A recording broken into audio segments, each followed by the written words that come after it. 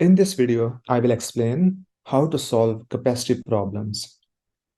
So you can use Microsoft Excel or Microsoft Word, but Microsoft Word may be more desirable in this case because I want to explain the whole process. So for this purpose, I will press Control and equal key, and that will insert an equation. So this is the shortcut to Control plus equal sign, and that will insert equation. If I press Control, and so you see here's an equation, and in this equation, I'll be using all formulas. So here's our first question. Determine the utilization and efficiency for each of the following. So let's say for utilization, the formula for utilization is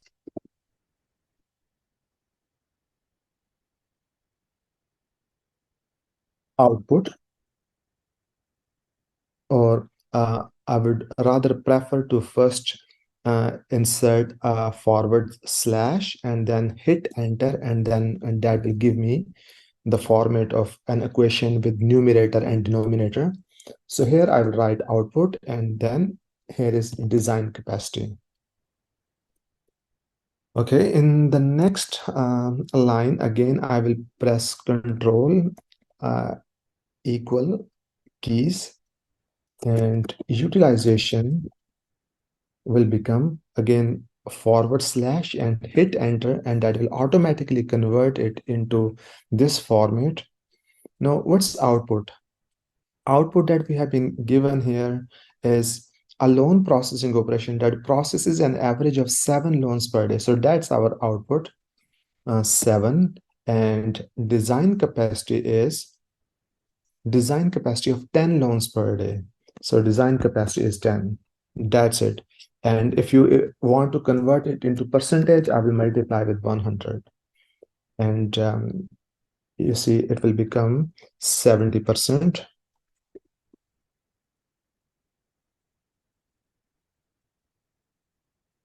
Okay. And the next thing is that determine the utilization and efficiency.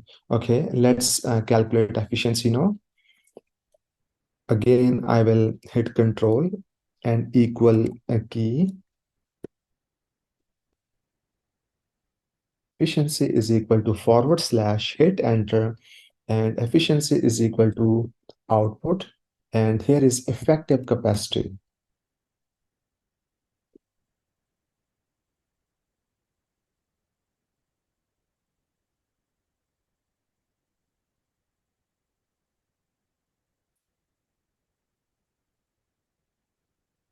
Okay, and if you want to convert it into a percentage, we can multiply by 100, and again Control equal sign, and efficiency is equal to output. Output in this case was 7 loans per day, and effective capacity is 8, so it will be 7 over 8.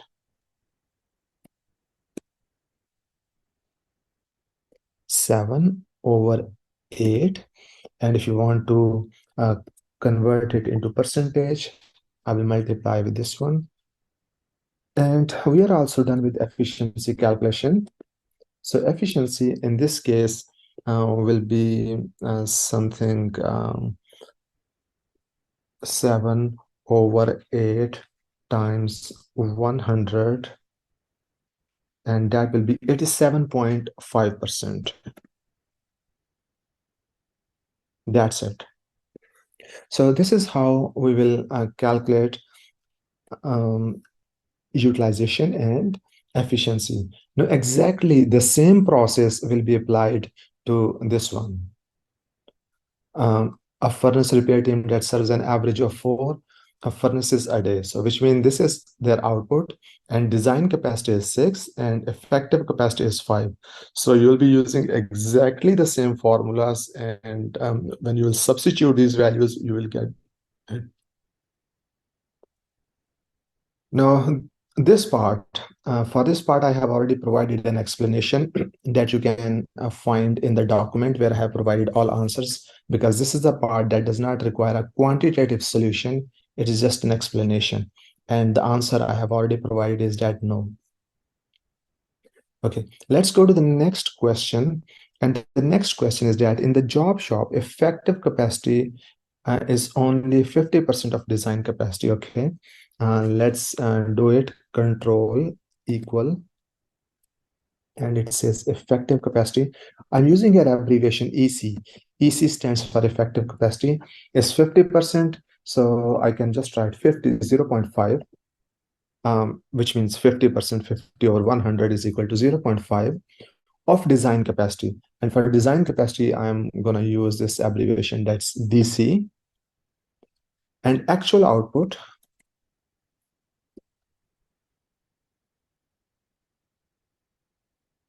and for output, I'm going to use OP. Actual output is 80%. 80%, so I will just write it 0.8, which means 80 over 100. 80% of effective output.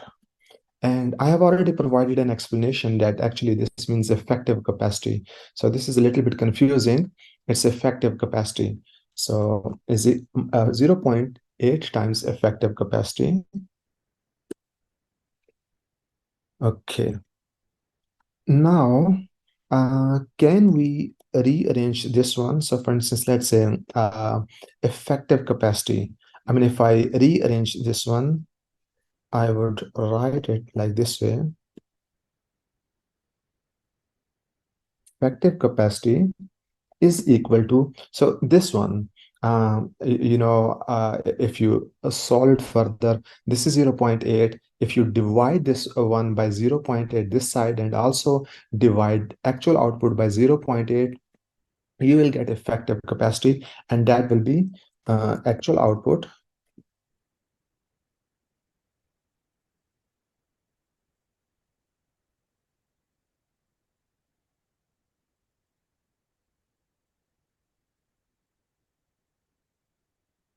So effective capacity would be our actual output divided by 0.8. Now, let me explain this one a little bit more. Actually, this is something that goes back to uh, your high school math. So for this one, this equation, in this equation, I want effective capacity, but effective capacity here is being multiplied by 0.8, and we want to remove this 0.8. So we divide both sides of the equation by 0.8. So when I divide this side by 0.8 and also this side by 0.8, 0.8 divided by this side will cancel out 0.8 in the numerator, and we will be left with effective capacity is equal to actual output over 0.8. Okay, now I am gonna insert, or this one, let me give it a color.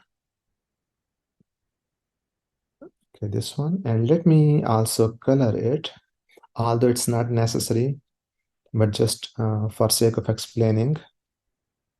Okay, now I'm going to expert this effective capacity into this equation. So substituting red into blue, and that will become effective capacity, which means it will become uh,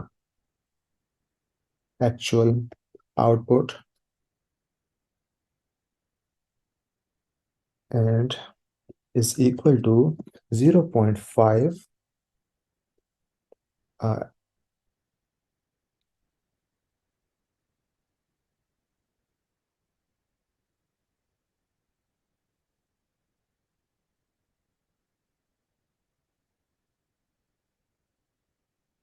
actual output,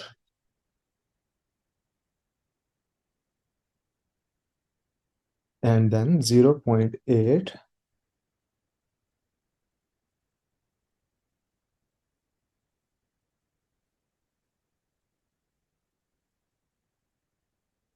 and then 0.5 times design capacity.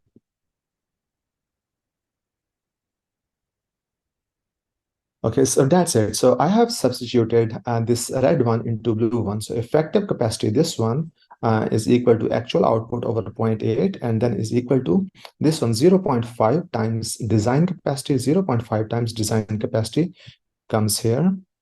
And okay, here we go.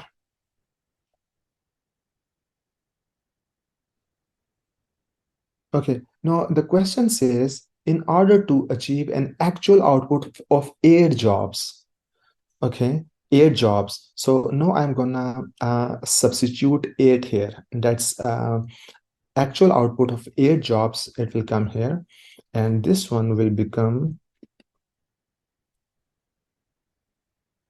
actual output is 8, and then 0.8, and then is equal to 0.5 times design capacity.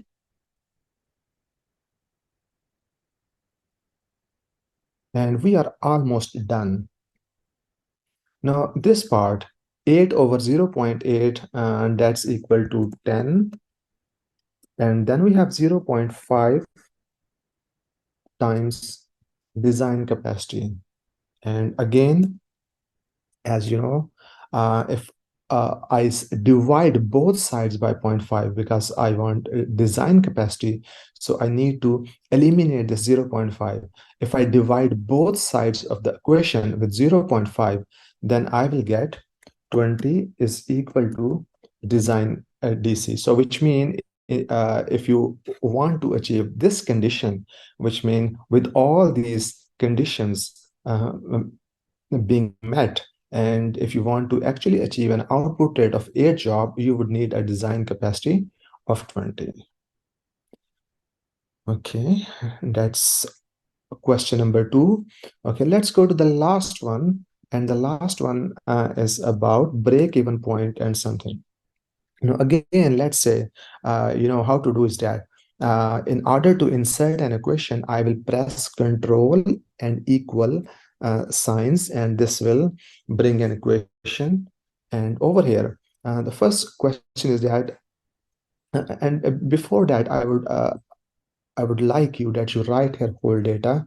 So for instance, fixed cost is equal to 9,200, and variable cost,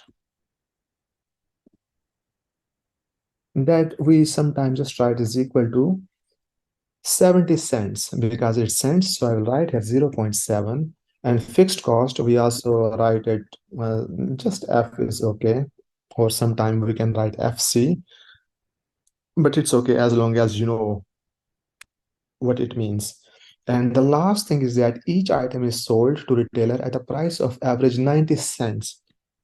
So that's price is equal to, let me write here, is P is equal to, because this is 90 cents, so I will write here 0.9. Okay, and our first question is that what volume per month is required in order to break even? And break even is the point at which your costs and revenues are equal and you are not earning any profit.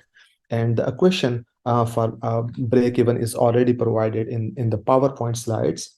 So I'll be using this one. Break even point is equal to / and hit return key, and it will convert it into this format. And over here we have fixed cost, and in the denominator we have revenue minus variable cost. That's a question for break-even point. Control equal key will give us this one, and here break-even point is equal to / hit enter, and fixed cost is 9,200, and revenue that will be coming from 1 unit, that's price, is 0.9 minus variable cost, and variable cost is 0.7. And we have this one.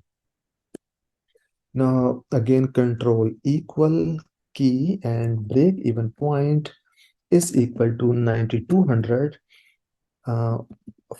first forward slash and hit this one, and then in numerator we have 9200 and 0.9 minus 0.7 is equal to 0.2. Okay, and if you solve it, it will give us something 46,000. So our break-even point is equal to 46,000 units. So please remember, the unit of break-even point is quantity, items, pieces, units. Its unit is not dollar. So because if they prepare 46,000 units, then they will reach break-even point. And if they go beyond that, let's say 46,001, 46,005, 47,000, 50,000, 1 million, they will be making profit. But if they remain below this level, let's say 45,999, which is less than this one, then they will be in a loss. So that's the whole idea of break-even point that I have discussed in the video and also in the slides. Okay, that's one question. And the next question is that what profit would be realized on a monthly volume of 61,000 and 87,000 units? I will do with 61,000 and 87,000 parts. I will leave it to you. You will do it yourself. Okay, let's do 61,000. What profit would be realized? Okay, so what is the formula for profit? We know the formula for profit is equal to your revenues and multiplied by quantity, and then from this one you subtract cost, and these are the cost. This is something. So this is the formula, which means uh, price per unit. This R means price per unit multiplied by quantity. This thing, it will give you your revenue. This highlighted part will give you revenue. So R is the price of one unit multiplied by Q, how many units you are preparing. That is your total revenue. And then from here, this thing in parentheses, this factor is cost. So here is fixed cost, and then V is variable cost. And you know, variable cost is always multiplied by quantity. And so this factor in parentheses represents cost. And when we subtract cost from revenue, that will give us profit. Okay, let's insert all the values. And revenue, we know that's 0.9 per unit multiplied by Q. And Q, here they have mentioned that if they want to, if they on a monthly volume of 61,000 units. So profit we have to figure out, and volume is 61,000. So which means Q is equal to 61,000. And then minus fixed cost. Fixed cost is given. That's 9,200. And variable cost, we know. And quantity is to profit is equal to, and this part, that's 0.9 times 61,000 is equal to 54,900, and minus, and this part is equal to 51,900, and that will become profit is equal to 3,000, and its unit is dollar. Now we move to the last part, the second last part, and the second last part is what volume is needed to obtain a profit of 16,000 per month. Okay. Now in this case, we have to determine volume. In the earlier one, it was we have to calculate a profit, but now we have to calculate determine a volume. Okay. What volume is needed to obtain a profit of 16,000? And again, we can use the same equation.